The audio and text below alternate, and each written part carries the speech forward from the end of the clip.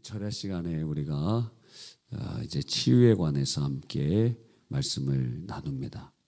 믿음은 들음에서 나고 들음은 그리스도의 말씀으로 말미암되니라. 그래서 여러분이 말씀을 들을 때 믿음이 생기면 고쳐질 겁니다. 하나님의 은혜를 사모하면서 지난주부터 우리가 계속 말씀을 나누고 있는데 한 10번, 20번 이상 그러면서 이번 상반기 가운데 하나님께서 우리에게 치유하시고 또 우리에게 치유의 은사 주셔서 우리 주위의 아픈 이들을 고치며 주의 은혜의 통로로 귀하게 쓰임받는 우리 모두가 되시기를 바랍니다. 최근 들어 기도 부탁을 받은 내용들의 중대성이 엄청나게 큰 문제들이 있다는 것을 봅니다. 제가 이 안에 뭘 하나 입고 왔는데 오늘 보일러가 안 돌아가서 완충제로 제가 하나 입고 왔습니다. 괜찮나요? 네. 이런 것도 시험 든 사람도 있어요. 목사님 뭐 설교하는데 그런 거 있고 그런다고 막. 뭐 천국이 있어 지옥이 있어 아무 상관도 없지. 그런데 그런 것도 시험 든 분이 있어서 항상 이렇게 주의를 해야 됩니다. 지금 이렇게 펄럭 바지 입고 온다고 또 시험 든 사람들 기도할 때 편하잖아요. 스키니지 이런 뭐 그런 옷 입고 기도할 수 있어요? 예? 그런 사람도 기도 안 하는 사람인 거예요. 딱 붙는 정장 보고 앉으면 찢어져요. 그러면 기도 언제 그런 거 입고 책망하려고 하는 게 아닙니다. 살도 찌고 그래서 어쩔 수 없어서 그랬습니다. 요즘에 어제도 어떤 분이 찾아오셔서 기도 부탁을 하시는데 이제 가족 중에 한 명이 이제 국제 마약 조직과 연관이 되면서 이제 본인은 전혀 그런 의도가 없었는데 그 뭐를 옮겨달라고 이런 부탁을 여러분 어디 해외 가서 뭐 공항이나 이런 거에 뭐 부탁하면은 절대 들어주면 안 돼요. 그게 이제 마약 운반책이 된 거예요. 그래서 이제 거기서는 우리나라는 이제 마약 사범도 처음에는 이렇게 크게 중벌을 주진 않고 가중될 때 중벌을 주는데 거기는 이제 관광 국가이기 때문에 이 공항에서 그게 적발되면 아주 강하게 때릴 수가 있고 그리고 그게 아주 타켓이 되는 아주 저도 처음 들어보는 무슨 마약이더라고요.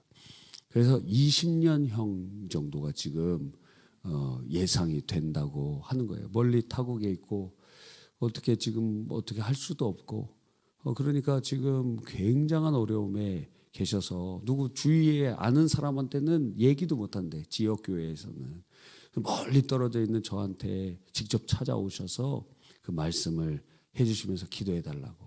그리고 그 가족의 거기서 건져지는 것 이번 5월달에 또 여러 중요한 구형과 이런 것들이 진행되고 지금 감옥에 있대요. 외국에. 그래서 기도해 달라고 하고. 근데 그것만 생각하면은 잠을 못 자무신대요. 그래서 그분 먼저 자기가 은혜를 받아야 되겠다고 기도해 달라고 그렇게 말씀해 주시더라고요. 어쩐지 얼굴에 기쁨이 없고 어쩐지 근심의 빛이 있다 하더니 그런 큰 중한 문제가 있으셨던 거예요. 전혀 예상하지 못한 일들에 말려드는 경우들이 생길 수 있습니다. 또 오늘 이 오전에 선교 통일을 준비하는 이 통일 목회 클라우드 모임이 저희 이제 보통 다른 수지에서 있는데 한 달에 한 번은 우리 교회에서 있습니다. 금요일 날 아침 7시마다 모이는데 뭐 교회 우리 통일 목회 클라우드에 이제 좌장 되시는 목사님이 얘기를 나눠 주셨어요. 동생이 지금 아프다. 동생이 아픈데 췌장암으로 투병 중이다. 그래서 사진을 보여주셨는데 거의 80, 90대는 할아버지죠. 60 초반인데 그렇게 보이더라고요. 완전히 하얗고 온몸이 말랐고 그래서 뭘 먹으면 미식미식거리면서 다 토해낸대요. 뭘 먹어야 될 거 아니에요. 먹히지가 않는다는 거예요. 뭔가 체력을 얻어야 되는데 췌장암 걸린 사람들이 말라 죽는 이유 중에 하나가 그런 이유들도 있거든요.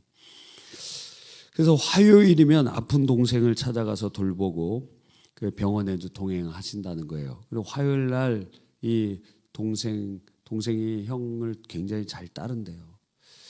이 동생 60이 간 넘은 동생을 이렇게 화요일 날 얘기하고 병원도 갔다 오고 그러면 그 다음 날 수요일 날 완전히 깔아앉는 거예요.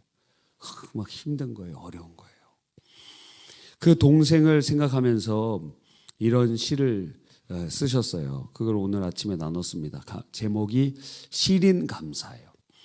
췌장암 치료를 위해 이른 새벽 병실로 찾아와 악마른 몸 내밀며 혈액 검사, 기다리는 형 오지 않아 한 귀퉁이 모로 앉아 숙인 고개, 환자 틈바구니에 보이지 않는 동생 두리번 거릴 때 들리는 소리, 형, 그 소리 울림이 깊은 가슴 후벼파 시리고 아리는 가슴, 암병동 한 귀퉁이에 미식거려 먹지 못하는 동생, 준비한 크래커 한 개, 찬물 한 모금. 이 췌장암에 걸렸을 때는 뜨거운 물을 또 주면 안 돼. 뜨거운 물과 또 죽이나 뭐 이런 걸 아예 섭취를 못하고 비스킷 같은 것은 그래도 조금 먹을 수 있다 그러더라고요. 그 얘기를 쓰는 거예요. 미식거려 먹지 못하는 동생, 준비한 크래커 한 개, 찬물 한 모금, 겨우 목에 넘기고 마른 가지처럼 지쳐 누워 잠든 동생, 곁에서 감은 눈 바라보는 시선은 사선을 넘었는데 미세하게 뛰는 가슴, 들리는 숨소리, 많이 힘들 텐데 잘 견뎌주는 동생이 고마워 울컥하며 드리는 애절한 침묵의 감사. 형 부르는 소리, 미세한 수면 호흡, 아직은 곁에 있는 동생 치유와 회복의 길, 포기할 수 없는 마음, 아직 남은 간구 있음에 드리는 애절한 감사. 여러분들 생각나시면은 기도해 주시기를 바랍니다. 또 얼마 전에 이건 허락받고 여러분과 나누는 것인데 우리 교회에도 사역하셨던 김영일 목사님 얘기입니다. 김영일 목사님 지금 교회 개척하고 열심히 사역하고 계시지 않습니까? 몸이 갑자기 좀 안 좋아서 정밀 검사를 했어요. 검사를 해보니까 뭔가 이상하다는 그 몸에 어디에 문제가 있느냐, 췌장 쪽에 뭔가 혹이 발견된다, 이제 보인다. 그래서 이번 주에 그 부분에 대한 아주 조직 검사 한 것 같아요. 정밀 검사를 한 것 같아요. 그래서 다음 주에 관련돼 있는 결과가 나온다고 합니다. 그래서 1.5cm 정도의 뭔가가 발견이 돼 있는데 그게 양성 종양일 수도 있고 악성 종양일 수도 있습니다. 그래서 그 이야기를 저한테 얘기해 주시고 그래서 우리 교육자들과 함께 나누고 수요일 날 기도하고 또 오늘 철야 때 나눠도 되냐고 얘기하고 기도해 주시면 고맙다 그러시더라고요. 그래서 나누는 거예요. 다행인 것은 이 췌장은 머리 쪽과 꼬리 쪽이 있는데 꼬리 쪽에 뭔가가 발견돼서 그게 양성이든지 아니면 악성이든지 잘라내야 돼요. 그래서 3월 중에 그 수술이 진행될 것 같습니다. 여러분 꼭 기도해 주시고 오늘도 기도할 때 하나님 고쳐주시옵소서 하고 그렇게 기도해야 될 것입니다. 완전 무결한 건강 주님 주셔서 앞으로 주위의 큰 일을 더욱 감당하고 지금 겨울에는 붕어빵 만들면서 그걸로 전도해요. 동네에. 그리고 여름에는 뻥튀기 같은 거 만들어서 포장해서 동네 예수 그리스도를 믿지 않는 거기 바로 근처에 하나님의 교회 그 안상홍 중에 엄청 크게 있거든요. 그 안상홍 증인회에서는 전도하고 2명씩 3명씩 짝져서 가는데 김영일 목사님 그렇게 고군분투하고 그렇게 있고 교회에서 사례비도 못 줘요. 그러한 과정 가운데서 엄청난 어려운 글을 하고 있는데 갑자기 몸이 아프고 그러한 질병이 찾아오는 것 그거 하나님 고쳐주셔야 되지 않겠어요? 그게 뭐든지 간에 주님 불쌍히 여겨달라고 우리가 간절히 기도해야 되지 않겠어요? 정말 그렇습니다. 그래서 주의 크신 은혜를 경험하고 주님의 그 큰 일을 감당하시기를 간절히 원하는 것입니다. 육체가 질병 가운데 처하게 되면 인생이 단순해집니다. 뭘 해야 되는지 해야 되지 않는지가 딱 결정돼요. 중병에 딱 걸리면. 지금까지 내가 중요하다고 생각했던 것들이 중요하지 않은 것이라는 것이 드러나요. 자, 누군가에게 죽을 병이 걸렸습니다. 그러면은 그 사람에게 사업이 무슨 의미가 있고 그의 어떤 명성이 무슨 의미가 있습니까? 살아야지. 세상과 욕심으로 가려진 눈이 질병을 통해서 눈이 조금씩 열리는 겁니다. 아파 보면은 그 질병, 중한 질병 때문에 뭐가 중요한지, 진짜 중요한지를 알아가요. 그래서 세상 어른들이 얘기하기를 건강이 최고야 이렇게 얘기하잖아요. 그런 얘기 들어보셨죠? 예, 신자들은 그렇게 얘기하면 안 됩니다. 이건 불신자들이 얘기하는 거예요. 신자들이 건강이 최고야. 신자는 하나님이 최고야 이래야지. 신자들도 건강이 최고야. 그럼 데려가신다 이거 데려가신다. 건강 걷어가셔요 주님이. 예, 너는 그게 우상이구나. 건강이 우상이구나. 너 언제까지 건강할 줄 알아? 제가 건강 자랑하는 사람들 치고 하나님의 안 꺾은 사람 못 봤어요. 자기 건강 난 건강해. 건강 하나만은 난 자신의 하는 사람 다 하나님 다 꺾어 놓으셨어요. 여러분도 자기 건강 자신해요? 하나님 그거 우상되기 전에 꺾어 주실 거예요.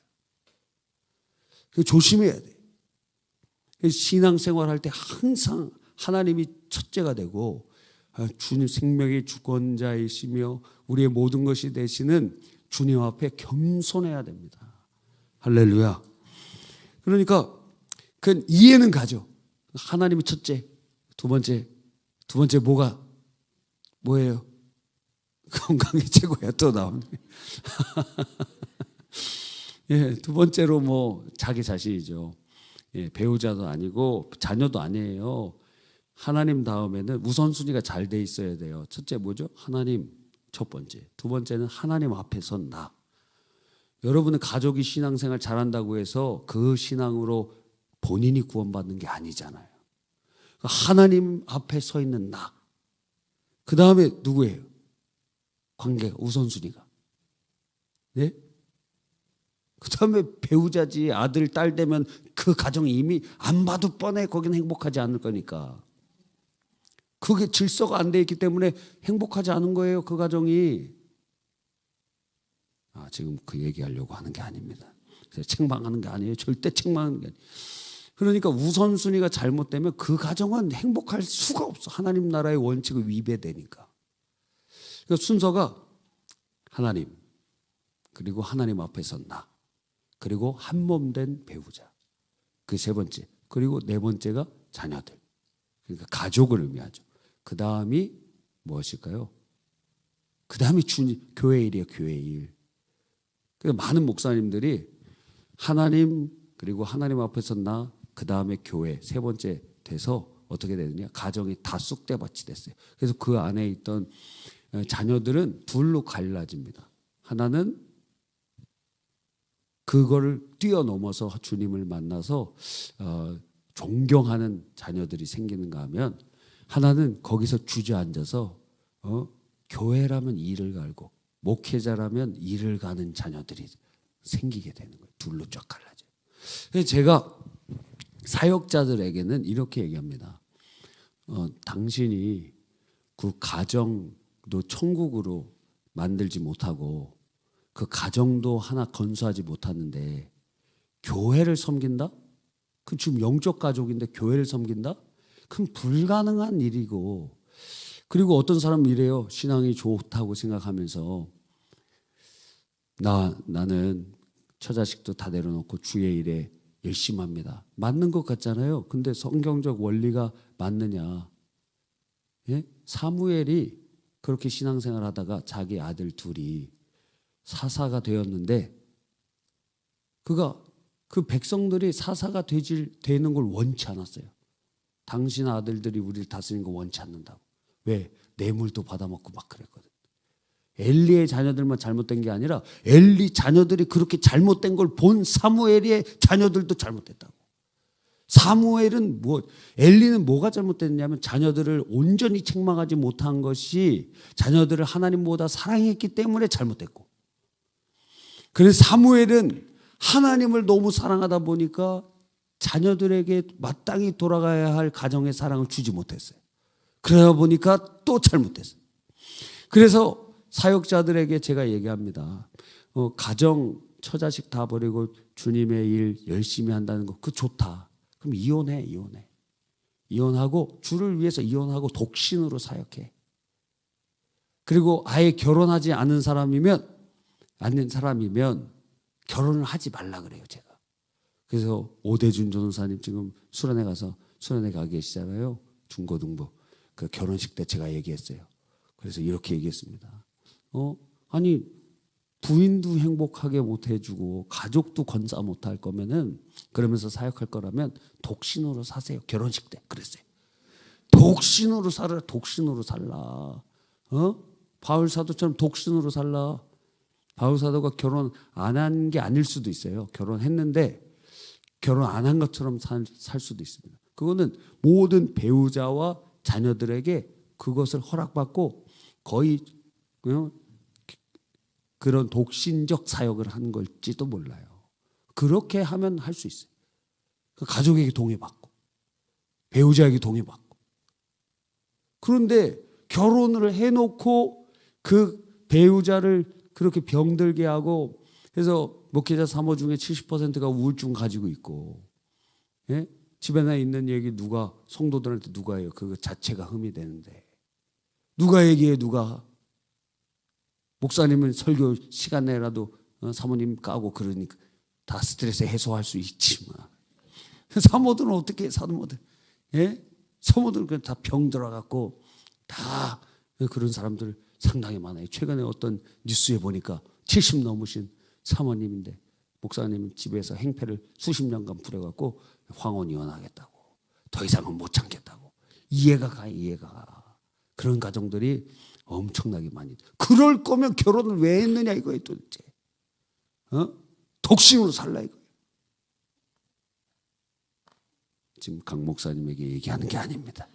강 목사님 좋은 분과 결혼해야 돼. 그런데 주를 위해서 헌신하려면, 진짜 가정 안 돌보려면 결혼을 하지 말라고. 결혼했으면 동의를 얻으라고. 여러분, 이러한 일들이, 그래서 이제 성도들도 이렇게 착각하는 경우가 있어요. 우리 목사님은 처자식보다 교회를 더 섬긴다고. 예? 교회를 그게 잘하는 건 줄 알고. 그게 못하는 거예요. 그게 망하는 길이에요. 그게. 여러분, 오늘은 그 얘기를 하려고 하는 것이 아닙니다. 자, 그래서 육체의 질병이 처하게 되면 인생이 단순해집니다. 단순해지는 거예요.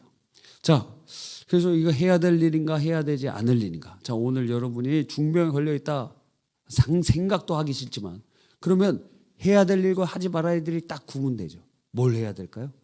어떤 일을 하면 좋을까요? 예? 이게 굉장히 중요한 여러분의 삶 속의 바로미터 중에 하나가 될 수 있어요. 하나님께서 우리가 이렇게 질병으로 고통하는 거 주님이 원하실까요? 주님은 원하시지 않으세요. 절대 아닙니다. 하나님은 우리가 치유받기를 원하십니다. 회복되기를 원하십니다. 그것이 무엇이라고요? 지난주에 말씀드렸죠. 치유가 하나님의 뜻이다. 치유가 하나님의 뜻이다. 어떤 사람은 내가 고침받는 게 하나님의 뜻입니까? 아닙니까? 이렇게 물어본 사람이 있어요. 성경은 하나님은 치유하시는 하나님이다 말씀하시고, 우리의 모든 질병을 짊어지고 가셨다 말씀하시고, 주님의 치유는 하나님 나라의 증거요 십자가의 대속의 증거라고 보여주고 계시는 것입니다. 그러므로 우리는 영혼이 구원받은 것처럼 우리의 육체도 구원받아야 돼요. 그렇죠. 그래서 마지막 때 예수님 다시 오실 때 부활의 몸을 우리에게 허락해 주시는 거예요. 그러면 지금 살아갈 때, 부활의 때, 예수님 재림하실 때 전까지는 우리 어떻게 해야 돼요? 치유된 몸으로 주님을 위해 살아가야 될 것 아니에요. 우리 몸에도 하나님 나라의 임재를 경험해야 될 것 아니에요. 천국에는 병자들이 있어요? 장애가 있어요? 없어요. 에덴 동산에도 없었고 천국에도 없고 새하늘과 새 땅에도 없어요. 여러분, 그러니까 우리는 속으면 안 되는 것입니다. 하나님께서는 우리가 치유되기를 원하고 계시고 그게 하나님 뜻이라는 거예요. 그래서 마귀 역사가 지난주에 말씀드린 것처럼 네 가지로 우리를 미혹하는데, 첫째, 하나님의 치유의 말씀은 거짓이다. 너 어떻게 성경 말씀 다 믿냐? 그거 거짓이야. 이게 첫 번째. 두 번째는 치유를 인정해. 하나님의 치유 인정하지만 성경 시대에 그 2000년 전에 3000년 전에 그때만 있었던 것이고 지금은 작동하지 않아. 세 번째 거짓말은 무엇이에요? 하나님의 치유가 과거에만 있는 거 아니야. 지금도 있지만 아주 특별한 은혜를 받은 사람에게만, 그들에게만 허용된 거야. 이것도 귀신에게 속는 거예요. 모든 믿는 자들에게 이런 표적이 따르리니 병든 자에게 손을 얹은 즉 나으리라. 네 번째, 이게 철야 예배에 오시는 분들에게 가장 많이 속는 것인데, 자, 여러분이 지금 중한 병에 걸렸습니다. 난치병, 죽을 병에 걸렸습니다. 그러면 그 병에 대해서 어떻게 생각할까요? 많은 경건하다고 생각하는 사람이 마귀에게 속는 것이, 이것은 나를 영적으로 훈련시키는 성화의 방편이다. 그러니까 이것은 위장된 축복이고 이 질병 내가 끌어안고 이거 고쳐지지 않아도 오늘 하루를 신실하게 살아가는 거. 그렇게 살아야 되겠다. 주님 바라보며 살아가야겠다. 맞는 것 같은데 귀신의 소리라는 거예요. 왜? 치유가 하나님의 뜻이기 때문에. 여러분, 철야 예배까지 오신 분들이 가장 많이 속는 것이 이 네 번째 속삭임이에요. 바울 사도가 어떻게 했다 그랬어요? 3번이나 주님 앞에 간절히 간구했다고요. 자기의 질병을 고쳐달라고. 언제까지?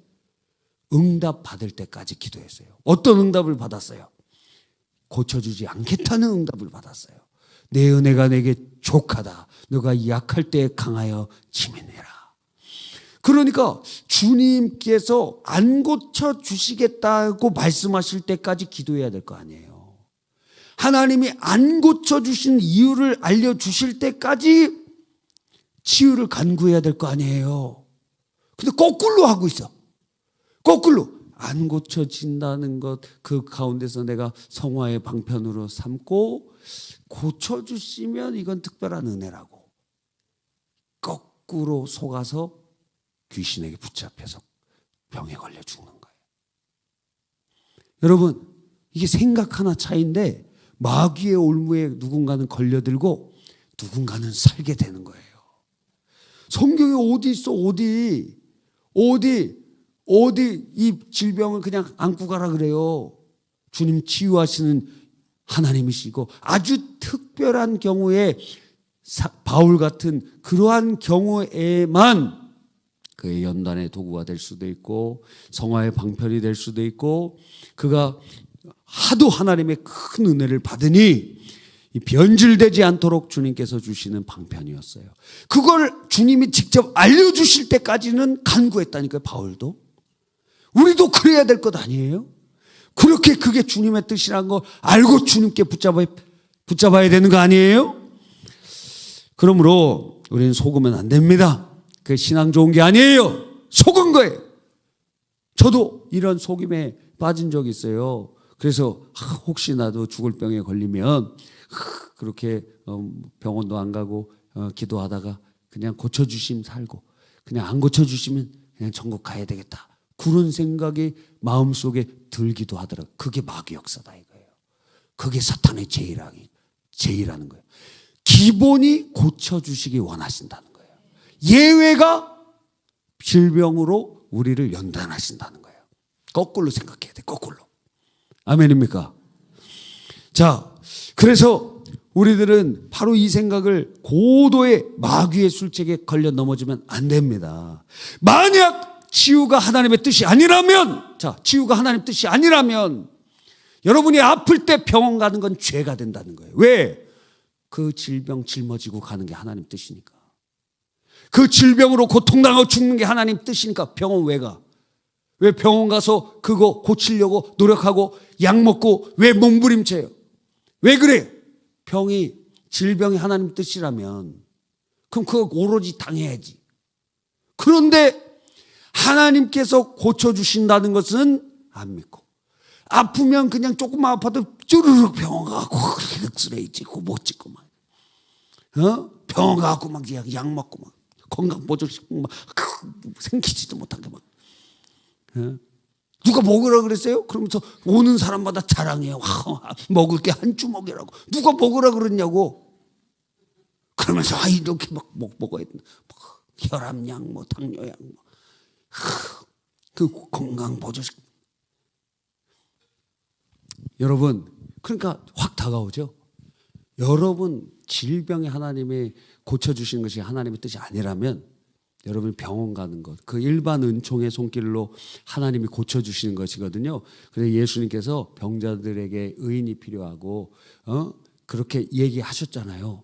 그러니까 일반 은총의 손길로 우리를 고쳐주시는, 의사가 뭐 잘 고쳐준다는 게 아니에요. 의사가 그렇게 역사할 때 하나님께서 그들의 손을 통해서 고쳐주시기 때문에 고쳐지는 거고, 약을 먹더라도 약의 효과가 어떻게 나타나요? 성령께서 역사하지 않으시면 그 약의 효과 나타나지가 않아요. 그러니까 모든 것이 일반적으로 작동되게 하시는 것도 하나님이 하시는 일이에요. 아멘입니까? 자, 그러니까 우리 정신을 바짝 차려야 된다는 거예요. 왜 주님께는 그렇게 매달리지 않고 병원 쫓아다녀? 그러면서 질병이 하나님의 연단과 어떠한 방편인 것인 양 스스로를 속이고 그렇게 하면서 이중적인 신앙생활을 하고 있다 이거예요.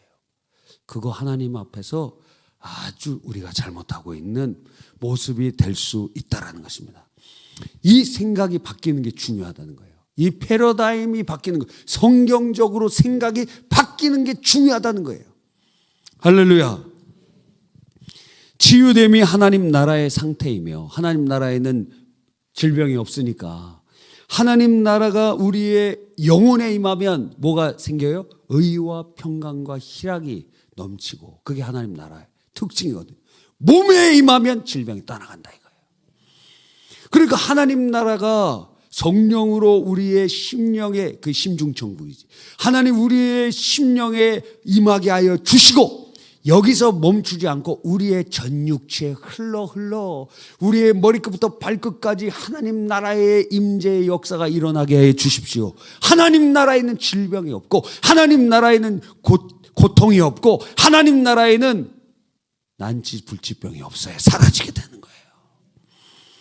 치유가 하나님의 뜻이라면, 그렇다면 오늘 핵심 주제가 무엇이냐면, 자, 치유가 하나님의 뜻, 그게 지난주 설교였어요. 지난주 안 오신 분들 여기 상당히 계신 것 같은데, 지난주 설교 참조하시기 바랍니다. 그런데 그렇다면 치유가 하나님의 뜻이라면, 그럼 우리에게 필요한 것 첫 번째가 무엇이냐? 바로 치료에 대한 갈망이에요. 갈망. 이 갈망이, 치유에 대한 갈망이 있어야 된다는 거예요. 여러분, 조용기 목사님 병 고침은 어떻게 해야 받을 수 있나요? 이런 책이 있어요. 소책자가 있어요. 그걸 참조했어요.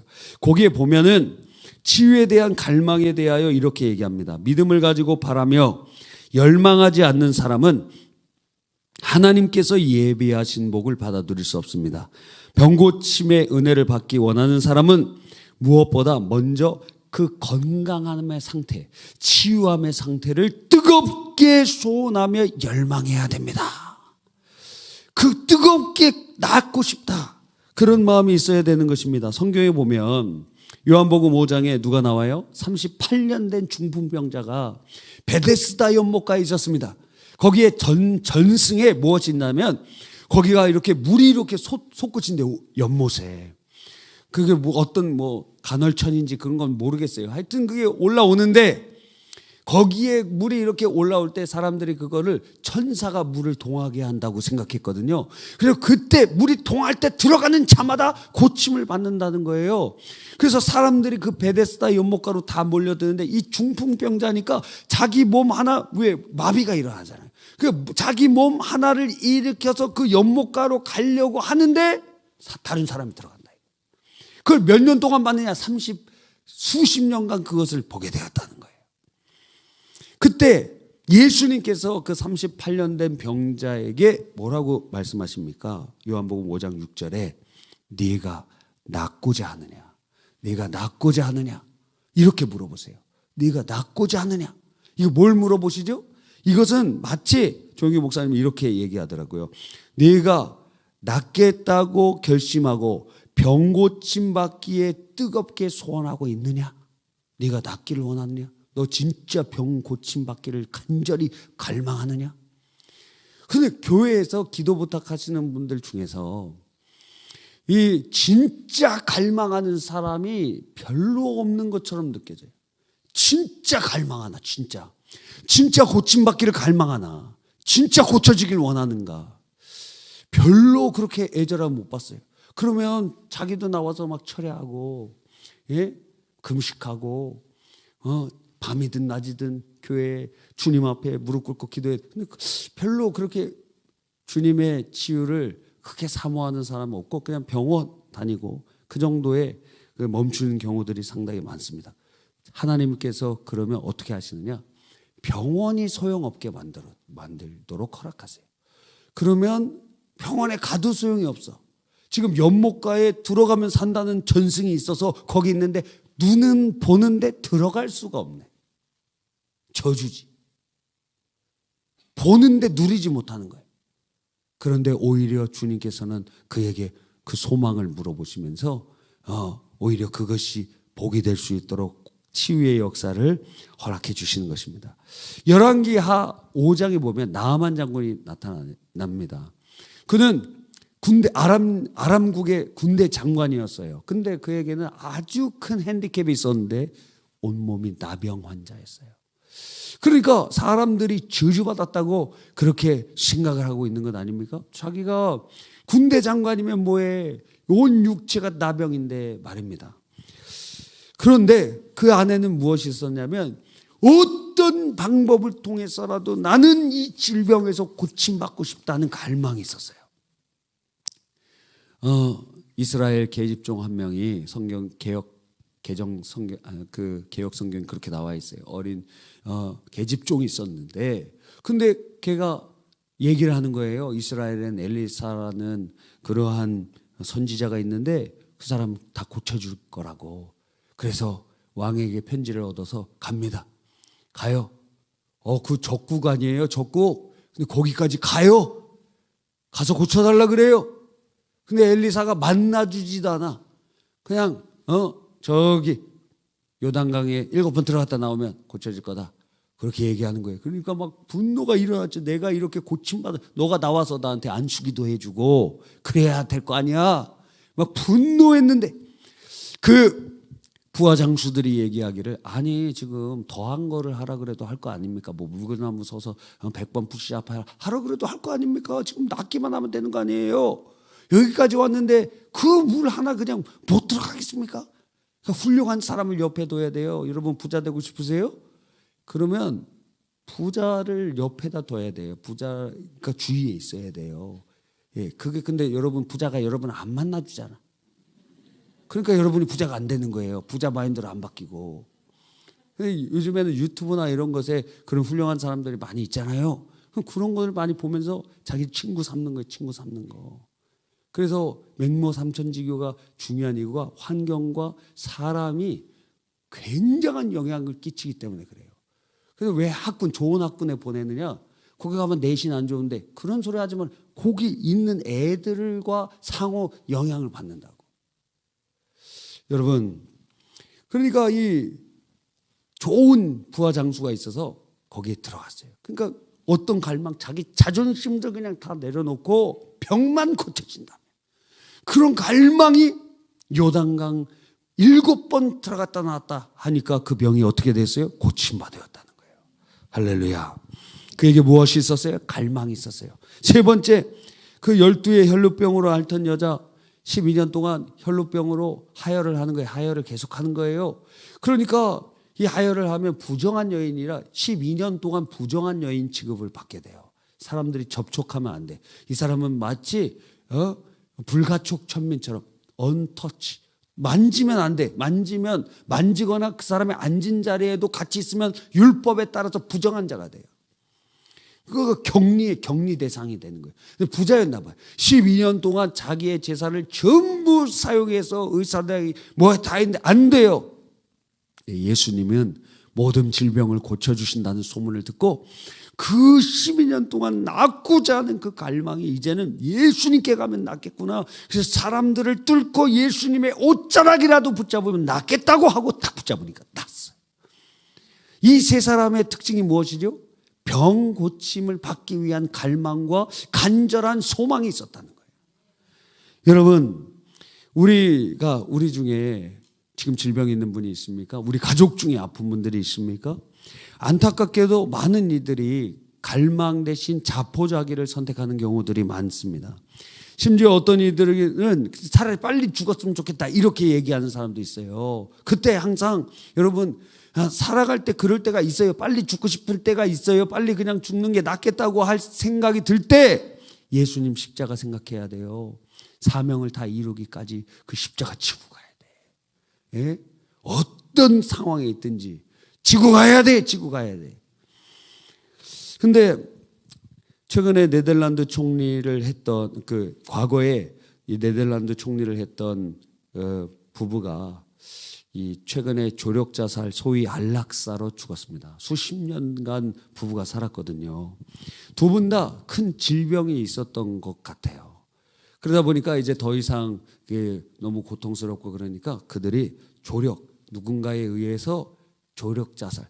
근데 여기는 조력 자살 안락사가 합법이에요. 네덜란드, 덴마크 이런 나라. 그래서 그 합법적으로 조력 자살을 받아서 죽었습니다.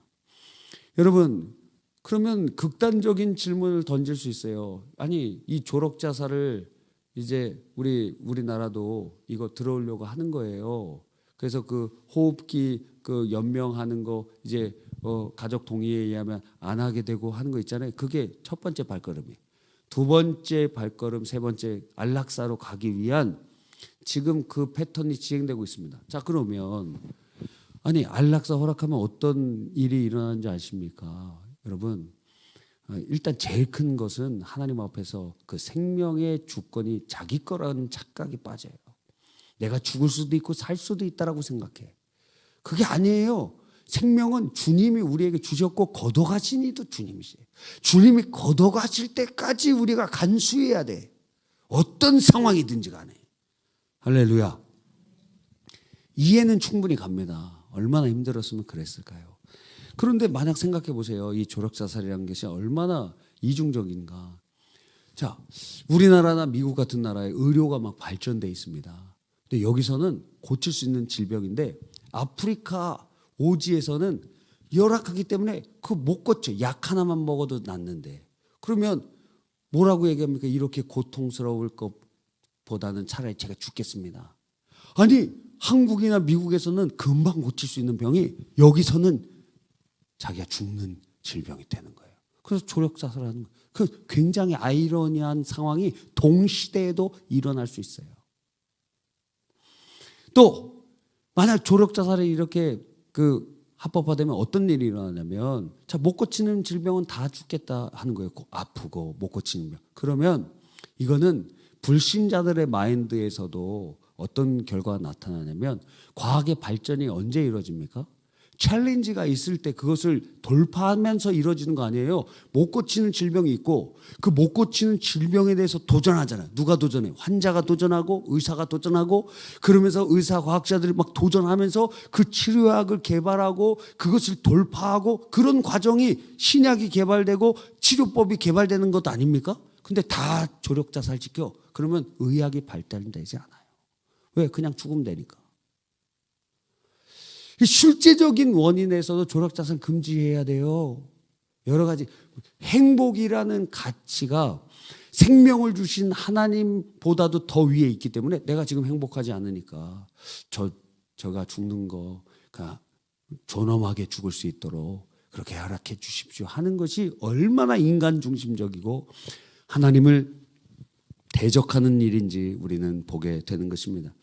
그래서 마음이 이미 죽으려고 마음을 먹으면 그 사람은 고쳐지기가 어렵다는 거예요. 잠언 18장 14절에 사람의 심령은 그 병을 능히 이기려니와 심령이 상하면 그것을 누가 일으키겠느냐. 마음이 이제 살려고 치유받으려고 치유하려고 막 갈망하는, 그래도 죽는데, 근데 이런 것이 없어서 그냥 그 마음이 꺾여버렸습니다. 그런 사람들은 거의 죽습니다. 아주 예외적인 케이스를 제외하고는 거의 다 죽어요. 제가 볼 때는 제 경험상으로는 다 죽었어요. 그런 큰 중병에 있는 사람 중에 자포자기한 사람은 다 죽었어요. 여러분, 그러니까 마음이 이미 하나님 앞에서 그렇게 꺾여져 버렸어요. 그 사람에게는 소망이 없어요. 갈망이 없어요.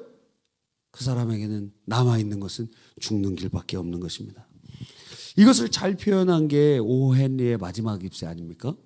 예, 저도 이 옛날에 초등학교 때 읽었나 하여튼 그래서 오래돼 갖고 오늘 그 줄거리를 한번 찾아봤어요. 내용이 뭐냐면 화가 지망생인 수는 메인주의 평범한 소녀로 다른 예술가 조안나라고 하는데 책에서는 존 씨라고 불리는데 존 씨와 한 곳에서 지나면서 공동 하숙 생활을 하면서 이 미술을 하고 있었습니다. 근데 이 존 씨라는 소녀가 폐렴에 걸리게 되는데 이 사람이 우울한 성향을 가지고 있었어요. 폐렴을 걱정하면서 자기 생각에 이 폐렴이 막 기침나고 막 힘들고 그러니까 나는 더 오래 못 살 것 같아. 이 폐렴으로 죽을 것 같아. 몸이 점점 쇠약해집니다.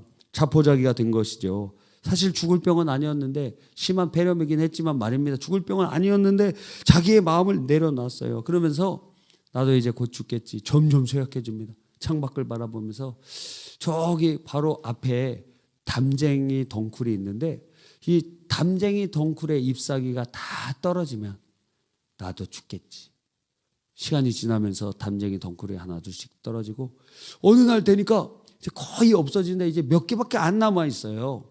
근데 그날 막 비가 내리는 거예요. 폭풍이 부는 겁니다. 막 요동을 치는 거예요. 그가 이제 창문을 닫고 이 날이 지나면 아마 저 잎사귀도 떨어지겠지. 그럼 나도 이제 죽겠지 하는 생각을 하게 됐어요. 다음날 문 열어보니까 아직 그 잎새 하나가 남아있는 거예요. 그 다음날도 보니까 그것도 남아있는 거예요. 일주일 후에도 보니까 그거 남아있는 거예요. 그러면서 마음이 바뀌는데 저 잎사귀 하나도 다 떨어졌는데 저 잎사귀 하나가 지금 버티고 있는 것처럼 나도 저 잎사귀 보면서 날 수 있겠구나. 저 잎사귀, 저 가련한 잎사귀도 서로 견디는데 나도 이거 견디고 이겨내야지 하면서 소망을 갖고 병이 났어요. 근데 알고 보니까 그 어떤 일이었냐면 바로 밑에 층에서 젊었을 때 그림을 그리고 위대한 작가가 된다고 생각했던 어떤 할아버지가 있었는데 그 할아버지가 이 존 씨의 얘기를 듣고 자기가 그 폭풍이 치던 날 그 담벽에 올라가서 그 그림을 다 그려놓은 거예요. 거기. 근데 이 사람은 나이가 많고 그래서 그날 폐렴을 그 남자도 얻어갖고 그 사람 죽었어요. 근데 그림은 남아갖고 그 그림을 보고 존 씨가 보면서 소망을 가지면서 나는 살겠다 하는 그런 내용입니다. 그런 내용. 기억이 나세요? 전혀 안 나는 것. 그러니까 세상 사람도 치유에 대한 갈망이 있는 자와 살고자 하는 욕망이 있고 그러한 소망이 있는 자와 자포자기한 사람은 달라다 이거예요. 여러분, 치유가 하나님의 뜻인 줄 알고 있다면 우리는 하나님의 치유를 갈망해야 됩니다. 놀랍게도 성령께서는 우리 안에 소망을 주시고 일하세요. 소망의 역사할 때 우리 안에 소망 하나님이 주시는 것이고 그 소망을 통하여 또한 성령이 일하세요. 시편 37편 4절에 여호와를 기뻐하라. 저가 내 마음의 소원을 이루어 주시리라. 주님께서 여러분의 소망을 주실 뿐만 아니라 여러분 안에 뜨겁게 불타는 그 소망을 이루어 주시는 것입니다. 잠언 10장 24절에 보니까 의인은 그 원하는 것이 이루어지느니라. 그 소망, 갈망하는 그것이 이루어지도록 주님께서 역사해 주신다는 것입니다. 그러니까 우리의 이 병의 고침을 받고자 하는 자마다 주님을 바라보면서 갈망하는 거예요. 내가 주님의 옷자락이라도 붙잡으면 난다. 이거예요. 주님, 오늘 당신의 얼굴만 내게로 향하여 주셔도 제가 살 수 있습니다. 주님, 저 살 수 있습니다. 주님, 저 살려주셔서 저 제한 없이 사용해 주세요. 저 살려주셔서 무슨 일이든 하나님 써주세요. 여러분, 그런 갈망이 있다면 그 사람에게는 아직 소망이 있는 거예요. 그 사람은 하나님께서 이미 일하고 계시는 줄 믿으시기 바랍니다. 여러분, 이러한 갈망이 예수님을 바라보게 하고, 이러한 갈망을 통해서 예수님을 바라보면, 예수님은 누구예요? 믿음의 주님 아니세요? 그러니까 믿음의 주를 바라보면 믿음이 생기고, 그 믿음은 치유의 기적을 출산하게 되는 것입니다. 그러니까 우리가 가장 첫 번째, 오늘 첫 번째 얘기를 한 거예요. 치유가 하나님의 뜻이라면 우리에게 필요한 것이 도대체 무엇이냐? 치유에 대한 갈망이라는 거예요. 여러분, 자포자기하고 있습니까? 아니면 마귀에게 속아서 이거 위장된 축복이고 이거 연단의 방편이고 주님이 그런 말씀 여러분에게 직접 하실 때까지는 그런 얘기하면 안 돼. 여러분이 스스로 그렇게 생각하는 걸 사탄에게 속는 거예요. 바울처럼 주님께서 직접 내 은혜가 내게 족하다 말씀하실 때까지 물러서면 안 돼요. 왜? 기본적인 것이 치유가 주의 뜻이기 때문에. 그렇다면 갈망해야 될 거 아니에요. 왜 갈망이 없냐 이거예요. 그러니까 주의 역사가 일어나잖아. 왜 갈망이 없냐 이거예요. 왜 갈망이 없냐는 거예요. 그러니까 우리가 지금 기도해야 될 게 무엇입니까? 주님, 왜 내 안에 갈망이 없죠? 왜 내가 이렇게 힘들고 우리 가족이 아픈데 왜 주님이 고쳐주셔야 대한 갈망이 없죠? 하나님이 갈망을 주세요. 주님 갈망을 주세요. 그게 우리의 첫 번째 오늘 기도의 제목이 돼야 되는 것입니다.